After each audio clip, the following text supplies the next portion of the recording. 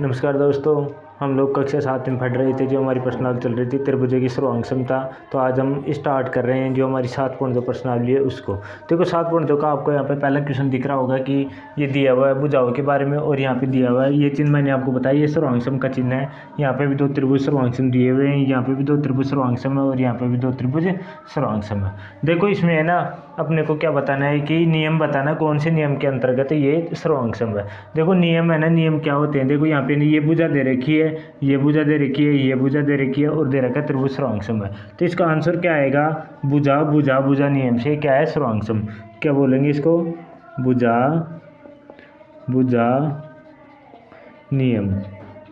भुजा भुजा, 2 बार भुजा लिख लिया, 1 बार और भुजा लिखना है। भुजा भुजा भुजा नियम, ये नियम, इस नियम के अंतर्गत ये क्या होगा? सर्वांग क्षम। क्योंकि देखो पहली वाली भुजा, दूसरी वाली भुजा और तीसरी वाली भुजा, तीनों भुजा बराबर दे रखी है, और इसको नियम को हम लोग किससे बोलते हैं? एस नियम से। इसके बाद देखो बी में ये भुजा दे रखी है, ये भुजा दे रखी है, और तीसरे नंबर का क्या दे रखा है? कोण दे रखा है। ये भुजा है, ये भुजा, तीसरे नंबर का कोण दे रखा है। तो इसको हम लोग कैसे लिखेंगे? भुजा कोण भुजा, भुजा कोण भुजा नियम से। देखो ये भी नियम, इस भुजा कोण भुजा नियम से। अब देखो भुजा को क्या बोलते हैं हम लोग? एस, कोण को बोलते हैं ए, और इसको बोलते हैं एस। तो कौन से नियम के अंतर्गत ये सर्वांग क्षम हुआ है? एस नियम के अंतर्गत। इसके बाद देखो 2 कोण दे रखे हैं और 1 भुजा दे रखी है। 2 कोण दे रखी है, 1 भुजा दे रखी है, तो कौन से नियम से होगा? कोण भुजा कोण, कोण भुजा कोण नियम से क्या होगा? ये सर्वांग क्षम होगा, और इसको हम लोग बोलेंगे एस नियम से। इसके बाद देखो डी नंबर में देखो यहाँ पे 2 भुजा दे रखी है, 1 कोण दे रखा है, लेकिन इसके अंतर्गत देखो कुछ देखने को मिल रहा है। इसके अंदर EB बराबर DB, जो EB है उसके बराबर क्या है? DB। ये दोनों तो भुजा चलो मान लेते हैं कि सही है, दोनों क्या है आपस में? बराबर है। और फिर बाद में क्या दे रखा है? AE बराबर BC, AE बराबर क्या दे रखा है? BC। AE बराबर क्या दे रखा है? BC दे रखा है, लेकिन हमें ये नहीं दे रखा है कि AB बराबर भी ये भी है, ये नहीं दे, केवल ये कोण के बारे में दे रखा है, ये वाला कोण। अब इसमें ये भी हो सकता है, ये भुजा कितनी भी लंबी हो सकती है, इसलिए ये जो तीनों नियम दे रहे हैं इसमें से किसी के भी अंतर्गत ये सर्वांग क्षम नहीं है, ये अलग ही नियम से सर्वांग क्षम है। उसको बोलते हैं RHS नियम से। RHS नियम से, यानी ये जो त्रिभुज है उसके जैसा दूसरा त्रिभुज है, उसके अंतर्गत क्या है? सर्वांग क्षम है। तो ये हो गया हमारा प्रश्न नंबर 1। चलते हैं हमारे प्रश्न नंबर 2 में। हमारा जो प्रश्न नंबर 2 है, देखो मैं बुक में से पढ़ा रहा हूँ। देखो क्या दे रखा है? त्रिभुज हमारा ART सर्वांग क्षम है किसके? PEN की। जो यहाँ पे मैंने आकृति बनाई ART और PEN क्या है? आपस में सर्वांग क्षम है, यानी दोनों भुजाओं में और कोणों में क्या है? सर्वांग क्षम है। इसमें देखो A नंबर का दे रखा है, A नंबर का क्या दे रखा है कि यदि एस सर्वांग क्षम, यानी एस मैंने आपको बताया था पहले क्वेश्चन में क्या होता है? ये भुजा भुजा भुजा नियम के अंतर्गत है। ये क्या है? सर्वांग क्षम है। तो उसके देखो क्या दर्शाना पड़ेगा अपने को? AR बराबर क्या होगा, और दूसरा क्या दे रखा है? दूसरा दे रखा है RT बराबर क्या होगा, और तीसरा दे रखा है यहाँ पे AT। AR RT और AT। देखो एस यानी भुजा भुजा नियम से। अब देखो AR वाली भुजा कौन सी है? A से लेके R तक। तो उसी त्रिभुज में, इसके बराबर त्रिभुज में देखो ये वाली भुजा कौन सी है? P से लेके E तक। तो AR के बराबर क्या आएगी? PE। इसके बाद देखो RT देखते हैं। RT यानी नीचे वाली भुजा आ रही है, तो इसमें आएगी EN, इसमें आएगी E और N। इसके बाद देखो AT ये वाली भुजा आ रही है, तो ये आएगी PN, इसमें आएगी PN। अभी इसी में देखो B नंबर में देखता हूँ, इसमें तो आ गया भुजा भुजा भुजा नियम, यानी तीनों भुजाएं क्या है? इसकी बराबर है। अब इसमें B नंबर में क्या दे रखा है? कोण T बराबर कोण N, कोण T बराबर कोण N। और नियम कौन सा दे रखा है इसमें? SAS, यानी भुजा कोण भुजा नियम से। भुजा कोण भुजा नियम से दे रखा है। तो पहले नंबर पे क्या दे रखा है? RT बराबर तो क्या होगा? RT बराबर क्या होगा, और दूसरे नंबर पे RT की जगह क्या आ रहा है? PN बराबर क्या होगा? अब देखो RT, ये देखो इसमें देखो भुजा कोण भुजा, यानी एक तो कोण है, जो कोण तो ये दे दिया, बाकी की 2 भुजा ये दे रखी है। RT चल रहे हैं, तो RT किसके बराबर होगा? E और N की। इसके बराबर PN देखते कहाँ पे? PN, तो PN किसके बराबर होगा? AT के, A और T के। तो ये हो गया अपना B नंबर। इसके बाद चलते हैं C नंबर में। जो C नंबर का दे रखा है उसमें क्या दे रखा है? AT बराबर PN, AT बराबर पी एन, ए टी बराबर पी एन दे रखा है और कौन सा नियम लगा रहा है, ए एस ए, यानी इसका मतलब क्या होता है, कोण भुजा कोण नियम से। अब देखो इसमें अपने को दो बताना है, इसके अंदर दो नियम बताने हैं अपने को, दो कोण बताने हैं, कौन कौन से कोण इसमें बराबर होंगे। देखो सबसे पहले ए टी बराबर पी एन, यानी ए टी बराबर क्या हो गया, पी एन। जब ए टी बराबर पी एन है तो अपने को देखो कौन कौन से कोण बताने हैं, मैं यहाँ पे कोण बता रहा हूँ, कोई भी कोण बता दो अपनी इच्छा से, कोई भी दो कोण बताने हैं अपने को जो क्या हुआ आपस में बराबर। देखो सबसे पहले मैं कोण बता रहा हूँ इसमें ए आर टी, कोण ए आर टी किसके बराबर होगा, कोण पी ई एन, कोण पी ई और एन। इसके बाद दूसरा कोण मैं बता रहा हूँ यहाँ पे ए वाला, आर ए टी, कोण आर ए टी बराबर, इसमें देखो पी कोण लेना अपने को तो E P N, E P N. इसी प्रकार आप लोग प्रश्न 2 को आराम से हल कर सकते हैं। तो चलते हैं हमारे अगले क्वेश्चन में। नंबर 3 में हमें दो त्रिभुज दे रखे, कौन से, A M P, A M और पी, और ए एम और क्यू, ये एम और क्यू। देखो ये भुजा है आपस में क्या है, ये भुजा तो दोनों त्रिभुजों में कॉमन आ रही है, यानी उपनिष्ठ भुजा बोलते हैं इसको। तो पी एम बराबर क्यू एम, पी एम बराबर क्यू एम। यहाँ पे देखो इधर दो का निशान, इधर दो का निशान, इसका मतलब क्या है कि दोनों भुजा क्या है, आपस में बराबर है। तो इसका कारण क्या है, हमें क्या हुआ, ये दिया है। देखो ये भुजा पहले से दी हुई है, तो इसमें देखो कारण क्या देंगे कि इसमें दिया हुआ है कि भुजा क्या है, आपस में बराबर। इसमें देखो कोण पी एम ए, कोण पी एम ए और कोण क्यू एम ए, ये दोनों देखो यहाँ पे निशान आ रहा है, तो दोनों कोण भी क्या है, आपस में बराबर। ये भी क्या हमें पहले से ही दिया हुआ है, ये हमें पहले से ही दिया हुआ है। इसके बाद चलते हैं ए एम बराबर ए एम, ए एम बराबर ए एम। तो ये क्या है, उपनिष्ठ। मैंने अभी बताया कि ये दोनों त्रिभुज में क्या आ रही है, कॉमन आ रही है, तो इसको बोलेंगे हम लोग उभयनिष्ठ, उभयनिष्ठ, उभयनिष्ठ आने के कारण। अब इसके बाद में ये देखो ए एम पी सर्वांगसम, यानी दोनों त्रिभुज सर्वांगसम क्यों है। देखो पहले हमने भुजा ली, दूसरी भुजा ली, बीच में क्या लिया, कोण लिया, तो इससे क्या माना जाएगा, एस ए एस नियम से।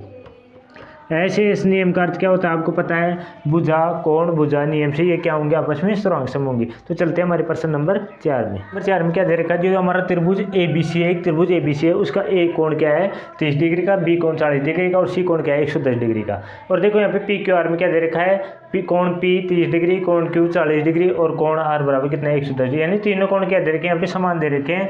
और एक विद्यार्थी ने बोला कि ये जो त्रिभुज है दोनों आपस में कौन से नियम से, कोण नियम से आपस में सर्वांगसम है। देखिए हम लोग इनकी स्ट्रक्चर बनाते हैं। यहाँ पे सबसे पहले ये मैंने बना दिया त्रिभुज, और यहाँ पे बनाया त्रिभुज मैंने ए बी सी, और इसमें मान लिया कि ए वाला कोण तो 30 डिग्री का है और बी वाला कोण 40 डिग्री का है और सी वाला कोण कितने का है 110 डिग्री का, ये हमने मान लिया। इसके बाद देखो मैं यहाँ पे दूसरा बनाता हूँ। 110 डिग्री बनाने के लिए तो हमें त्रिभुज अलग तरीके से बनाना पड़ेगा कि भाई कोण 110 डिग्री हो जाए।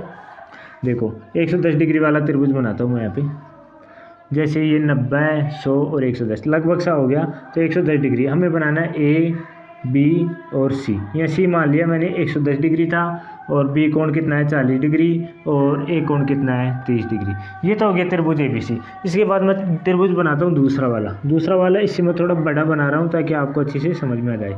110 डिग्री सी और ये हो गया 30 डिग्री ए और ये बी कौन सा हो गया 40 डिग्री। अब देखो ये है ना, एक विद्यार्थी ने क्या बोला, ये जो त्रिभुज है तीनों कोण बराबर है तो कोण नियम से आपस में सर्वांगसम है, तो हमें ये बताना है ये कथन गलत है या सही है। तो मैं इसका जवाब दे रहा हूँ, ये कथन क्या है, कथन गलत है, कथन गलत है, ये मैंने लिखा। अब इसका मैं कारण बता रहा हूँ। ज़रूरी नहीं है त्रिभुज के तीनों कोण बराबर है तो त्रिभुज सर्वांगसम हो, क्योंकि देखो इस त्रिभुज में आपको कुछ फर्क नजर आओगे। देखो इसकी भुजा कितनी लंबी है आपस में और ये देखो कितनी छोटी भुजा है, तो आपस में ये बराबर होते हैं ना तो ही सर्वांगसम माना जाता है। तो ये सर्वांगसम नहीं है क्योंकि गलत है, क्योंकि ज़रूरी नहीं है कि कोण बराबर हो तो, ज़रूरी नहीं है कोण बराबर हो तो त्रिभुज सर्वांगसम हो, त्रिभुज सर्वांगसम हो। ये हो गया अपना प्रश्न नंबर 4। तो चलते हैं हमारे अगले प्रश्न में। प्रश्न हमें क्या, दो त्रिभुज दिए हुए हैं। देखो दोनों त्रिभुजों के ये कोण है इसके बराबर है, ये 2 लगा हुआ है तो ये इसके बराबर, और 3 लगा हुआ तो ये कोण इसके बराबर है। तो इसमें क्या पूछ रहा है कि क्या त्रिभुज ART किसके बराबर है, यानी किसके सर्वांगसम है। तो त्रिभुज हम लोग जैसे ARAT दे रखा है ना, RAT, तो अपने को लेना है कौन सा, WON। त्रिभुज WON-RAT की क्या है, सर्वांगसम है। इसके बाद देखो हमारा जो प्रश्न नंबर 6, प्रश्न नंबर 6 है जो आपको बता दूं। प्रश्न नंबर 6 क्या है, प्रश्न नंबर 6 क्या है, कथनों को पूरा करना है। त्रिभुजों को सर्वांगसम बनाने के लिए हमें क्या करना है, कथनों को पूरा करना है। तो आप लोगों को पता है जो त्रिभुज BCA, तो त्रिभुज देखो BCA नीचे वाला है तो सर्वांगसम किसके बराबर होगा, ऊपर वाले के बराबर। कौन से के बराबर, BAT के बराबर होगा। और कौन से नियम से पूरा होगा ये तो आप लोग बता ही दोगे, मैंने बता दिया पहले प्रश्न में। इसके बाद देखो त्रिभुज QRS, त्रिभुज QRS, और ये हो गया PQ और T। तो देखो इसमें है ना सर्वांगसमता का नियम इसके अंदर भी लग रहा है, लेकिन कौन सा लग रहा है, RHS वाला नियम लग रहा है। तो ये दोनों त्रिभुज आपस में सर्वांगसम होंगे। तो इसके बाद देखो हमारा चलते हैं प्रश्न नंबर 7 पे। प्रश्न नंबर 7 क्या है कि हमें एक मतलब त्रिभुज लेने, दो त्रिभुज इस प्रकार से मतलब एक आकृति को इस प्रकार विभाजित करते हैं। क्योंकि यहाँ पे मैं एक आकृति बना लूँ। सबसे पहले देखो ये वर्ग बना रहा हूँ, इसमें नाम दे रहा हूँ मैं यहाँ पे A, B, C और D, और इसको किस भागों में विभाजित कर रहा हूँ मैं, 2 भागों में विभाजित कर रहा हूँ। कैसे, ऐसे। अब इसमें ना आपको 2 त्रिभुज दिखाई दे रहे होंगे आपको, ABC और ACD। तो त्रिभुज ABC वह कौन सा दिखाई दे रहा है, त्रिभुज ACD। तो हमें पहली कंडीशन पूरी करनी है, जब त्रिभुज क्या हो, सर्वांगसम हो। तो इसमें देखो मैं यहाँ पे क्षेत्रफल निकालता हूँ। जैसे इसकी भुजा को मैंने 4 मान लिया, इसको 4 मान लिया, इसको 4 मान लिया और इसको 4 मान लिया। इनको 4 मान लिया तो मैं त्रिभुज ABC का क्षेत्रफल निकाल रहा हूँ। किसका, त्रिभुज ABC का। ABC का जब मैं क्षेत्रफल निकालूंगा तो क्या होगा, 1/2 आधार गुणा, ये आधार है ये ऊंचाई है, तो क्या होगा 4 गुणा 4 बराबर क्या आएगा, 8 सेंटीमीटर इसको, ये इसका क्षेत्रफल आ गया। इसके बाद निकालता हूँ त्रिभुज ACD का क्षेत्रफल। त्रिभुज ACD का क्षेत्रफल बराबर क्या आएगा, 1/2 4 गुणा 4 बराबर, देखो अभी ये कितना था, ये भी क्या आएगा 8 सेंटीमीटर का। इसको इन दोनों का क्षेत्रफल समान आ रहा है। ये देखो ये वाली भुजा इसके बराबर, ये वाली भुजा इसके बराबर, ये 2 भुजा सेम आ रही है। ये भुजा क्या है, उभनिष्ठ है। तो भुजा नियम से भी ये क्या होगा, आपस में सर्वांगसम होगा। तो हम लोग कह सकते हैं कि त्रिभुज ABC सर्वांगसम होगा किसके, ACD के, और ये सर्वांगसम का निशान लगा दिया। तो ये तो हो गई अपनी पहली कंडीशन, जब दोनों क्या है, सर्वांगसम है, क्षेत्रफल बराबर है, इनका कोण भुजा सब बराबर है। दूसरी है सर्वांगसम न हो। तो हमें देखो एक ऐसी आकृति बनानी है और फिर बताना है कि कौन सी कंडीशन बनेगी जब आपस में सर्वांगसम नहीं होंगी। तो यहाँ पे देखो मैं यहाँ पे एक आकृति बना रहा हूँ, ये वाली, और एक बना रहा हूँ ये, और यहाँ पे मैंने डॉट से एक लाइन खींच दी। इसके बाद यहाँ नाम दे रहा हूँ मैं ABCD, और यहाँ पे मैंने दे दिया O। ये भुजा भी 4 है, ये भी 4 है, ये भी 4 है और ये भी 4 है। सेम वही कंडीशन है, ये एक वर्ग है, चारों भुजाएं बराबर है। यहाँ पे एक त्रिभुज अपना बन रहा है, त्रिभुज ABC। इसका मैं क्या निकालूंगा, क्षेत्रफल निकालूंगा। कैसे निकालूंगा, 1/2 आधार कितना है इसका 4, ऊंचाई कितना है 4, 8 सेंटीमीटर का स्क्वायर हो गया। इसके बाद देखो दूसरा त्रिभुज ले रहा हूँ मैं यहाँ पे, कौन सा, OB और C का क्षेत्रफल। OBC का क्षेत्रफल में दूसरा त्रिभुज ले रहा हूँ। इसका देखो आधार लेना है मेरे को और ऊंचाई लेना है। तो इसका देखो आधार कितना है, यहाँ पे 4 ही है ना, तो 1/2 गुणा 4, आधार तो 4 ही है। अब ऊंचाई ले रहा हूँ मैं, इसकी ऊंचाई भी कितनी होगी, 4। देखो ये 4 है तो ये ऊंचाई भी कितनी होगी, 4। तो यही भी 4 हो गई। इसका भी क्या आएगा, 8 सेंटीमीटर का स्क्वायर। दोनों का क्या आ रहा है, क्षेत्रफल बराबर आ रहा है। लेकिन त्रिभुज सर्वांगसम नहीं है। क्यों नहीं है, इसमें देखो ये वाला त्रिभुज ABC में देखो त्रिभुज देखो कोण ले रहा हूँ मैं यहाँ पे, कोण ABC बराबर कितने डिग्री का, 90 डिग्री का। लेकिन जो कोण BOC मतलब ये त्रिभुज है ये वाला, तो ये इसमें है ना कोई भी कोण 90 डिग्री का नहीं है। तो ये क्या होगा, सर्वांगसम नहीं है। तो इसमें क्या बताऊँगा मैं, त्रिभुज ABC सर्वांगसम कौन सा आएगा, OBC। इसमें मैं क्रॉस का निशान लगा रहा हूँ, क्यों, नहीं है। क्योंकि इसके अंदर कोण बराबर नहीं आ रहे हैं, ना ही भुजा बराबर है, लेकिन केवल क्षेत्रफल बराबर आ रहा है। तो हमें यही सिद्ध करना था। यहाँ पे देखो जब त्रिभुज सर्वांगसम हो, जब त्रिभुज सर्वांगसम नहीं हो। इसके बाद चलते हैं हमारे प्रश्न नंबर 8 में। 8 में हमें दो आकृति दी हुई, यानी त्रिभुज दो दिए हुए हैं। पहला वाला त्रिभुज कौन सा अपने ए बी और सी, और इसके बाद दूसरा वाला त्रिभुज कौन सा दिया हुआ है पी क्यू आर। देखो इसमें ना अपने को कंडीशन बतानी है कि कौन सी कंडीशन के अंतर्गत ये त्रिभुज आपस में सर्वांगसम होंगे। तो यहाँ पे मैं आपको बता दूं, जैसे अपने को देखो ये कोण सी वाला कोण किसके बराबर है, आर के बराबर।